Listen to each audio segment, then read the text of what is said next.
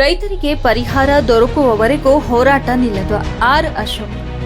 ಜೋಳ ಬಿತ್ತನೆ ಮಾಡಿ ನಷ್ಟಕ್ಕೊಳಗಾಗಿರುವ ರೈತರಿಗೆ ತಲಾ 1 ಎಕರೆ ಪ್ರದೇಶಕ್ಕೆ ಸರ್ಕಾರ ಕೂಡಲೇ 1 ಲಕ್ಷ ರೂಪಾಯಿ ಪರಿಹಾರ ಕೊಡಬೇಕು. ರೈತರಿಗೆ ಪರಿಹಾರ ದೊರಕುವವರೆಗೂ ಸ್ಥಳೀಯ ಶಾಸಕರೊಂದಿಗೆ ಹೋರಾಟ ಮಾಡಲಾಗುವುದು ಎಂದು ವಿಧಾನಸಭೆ ವಿರೋಧ ಪಕ್ಷದ ನಾಯಕ ಆರ್ ಅಶೋಕ್ ಆಗ್ರಹಿಸಿದರು. ಕಸಬಾ ಬ್ಯಾಬ ಕದಾಳು ಗ್ರಾಮ ಪಂಚಾಯಿತಿ ಕಾರಿಗನಹಳ್ಳಿ ಗ್ರಾಮದಲ್ಲಿರುವ ಹೊಲಗಳಲ್ಲಿ ನಾಶವಾಗಿರುವ ಮುಸುಕಿನ ಜೋಳದ ಬೆಳೆ ವೀಕ್ಷಿಸಿ ಸುದ್ದಿಗಾರರೊಂದಿಗೆ ಮಾತನಾಡಿ, ತಾಲೂಕಿನಲ್ಲಿ ಸುಮಾರು 930 ಹೆಕ್ಟೇರ್ ಪ್ರದೇಶದಲ್ಲಿ ಬಿತ್ತನೆ ಮಾಡಲಾಗಿದೆ. ಕೃಷಿ ಅಧಿಕಾರಿಗಳ ನಿರ್ದೇಶನದಂತೆ ರೈತ ಸಂಪರ್ಕ ಕೇಂದ್ರಗಳಿಂದ ಖರೀದಿಸಿದ ಬಿತ್ತನೆ ಬೀಜವನ್ನ ಬಿತ್ತಿ ಕ್ರಿಮಿನಾಶಕ ಮತ್ತು ಗೊಬ್ಬರ ಹಾಕಲಾಗಿದೆ.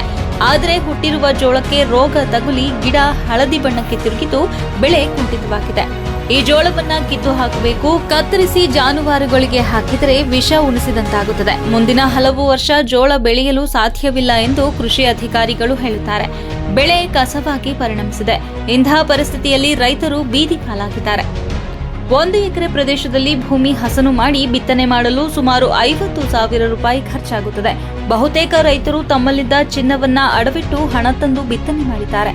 ಇತ್ತ ಅಡವಿಟ್ಟ ಚಿನ್ನ ಬಿಡಿಸಲು ಹಣವಿಲ್ಲದೆ ವರ್ಷದ ಆದಾಯದ ಜೊತೆಗೆ ಚಿನ್ನವನ್ನು ಬಿಡಿಸಲು ಸಾಧ್ಯವಾಗದೆ ಬಲಹೀನರಾಗಿದ್ದಾರೆ. ರಾಜ್ಯ ಸರ್ಕಾರ ಉಪಯೋಗವಿಲ್ಲದ ಬೆಂಗಳೂರಿನ ಟನಲ್ ರಸ್ತೆಯಂತಹ ಯೋಜನೆಗಳಿಗಾಗಿ ಈಗಾಗಲೇ 1.5 ಲಕ್ಷ ಕೋಟಿ ರೂಪಾಯಿ ಸಾಲ ಮಾಡಿ ಜನರ ಮೇಲೆ ಹೊರೆ ಹೊರಿಸಿದೆ. ಈಗಲೂ ಸಾಲವನ್ನಾದರೂ ಮಾಡಿ ರೈತರಿಗೆ ಪರಿಹಾರ ನೀಡಿ ರೈತರ ಜೀವ ಉಳಿಸಲಿ. ಸರ್ಕಾರ ಸರ್ವನಾಶದ ಹಾದಿಯಲ್ಲಿ ಸಾಗುತ್ತಿದೆ ಎಂದರು. ಬೀಜದ ಕಂಪನಿಯವರು ನೀವು ಬೀಜಕ್ಕೆ ಪ್ರತ್ಯೇಕವಾಗಿ ಯಾಕೆ 2 ಸಲ ಔಷಧಿ ಹೊಡಿಬೇಕು? ಆ ರೀಸನ್ ನೀವು ಏನು ಕೇಳಿದ್ರಿ? ನೀವು ಬೀಜ ಕೊಡ್ತಾರಲ್ಲ, ಬೀಜ ಕೊಟ್ಟು ಬಂದರೆ ಅವ್ರ ಮುಂದೆ ನಿಮಗೆ ಆಮೇಲೆ ಔಷಧಿ ಕೊಡಲ್ಲ ಇನ್ನೂ ಜಾಸ್ತಿ ಆಗಿದೆ. ಔಷಧಿ ಕೊಟ್ಟಲ್ಲ ಸ್ವಲ್ಪ ಇವರಿಗೆ ಏನು ನಿಮ್ಮ ಬೇಡಿಕೆ ಏನು? 50,000 ಕೊಡಲ್ಲ ನಿಮಗೆ ಪರಿಹಾರ ಕೊಡಿಸ್ಬಿಡ್ತೀವಿ.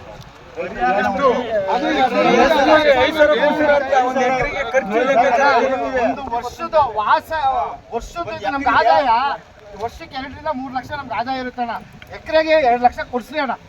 ನಾವು ಜಮೀನೇ ಮಾಡಲ್ಲ, ಅವರೇ ಮಾಡ್ತಾರೆ. ವರ್ಷಕ್ಕೆ 2 ಲಕ್ಷ ಕೊಡ್ಲಿ.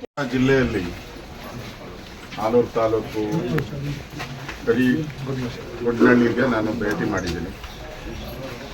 ಈ ಸಮಸ್ಯೆ ಏನು ಇವತ್ತಿಂದ ಅಲ್ಲ, ಕಳೆದ 15 ದಿನದೂ ಕೂಡ ರೈತರು ಕಂಗಾಲಾಗಿದ್ದಾರೆ. ಇಲ್ಲಿ ಬಹುಮುಖ್ಯ ಬೆಳೆ ಜೋಳ.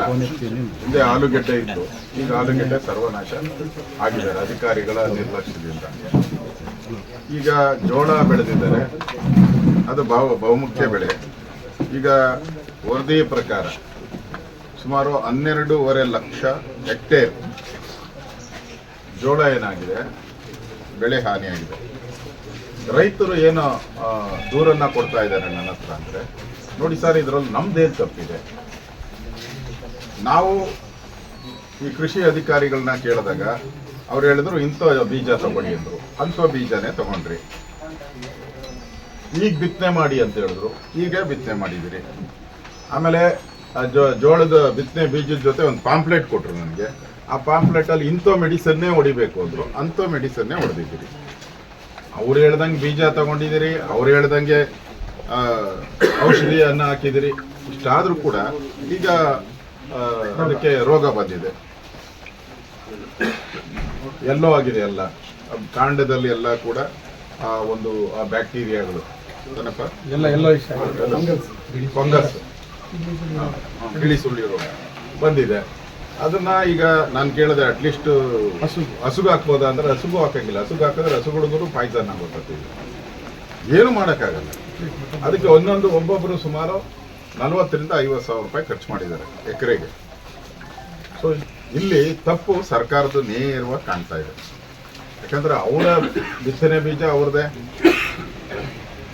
ಔಷಧಿ ಸಿಂಪಡಿಸೋದು ಅವ್ರದ್ದೇ, ಎಲ್ಲ ರೀತಿ ಅವ್ರು ಹೇಳ್ದಂಗೆ ನಡ್ಕೊಂಡ್ರು ಕೂಡ ಇಷ್ಟು ಅನಾಹುತ ಆಗಿದೆ ಅಂತಂದ್ರೆ, ಇವತ್ತು ಸರ್ಕಾರ ಇಷ್ಟಾದ ಮೇಲೂ ಸರ್ಕಾರ ಕಣ್ಣು ತೆಗೆದು ನೋಡೇ ಇಲ್ಲ. ಈ ಕಡೆ ಬಂದು ಒಬ್ಬ ರೆವಿನ್ಯೂ ಮಿನಿಸ್ಟ್ರಿ ಆದ ಬರಬೇಕು.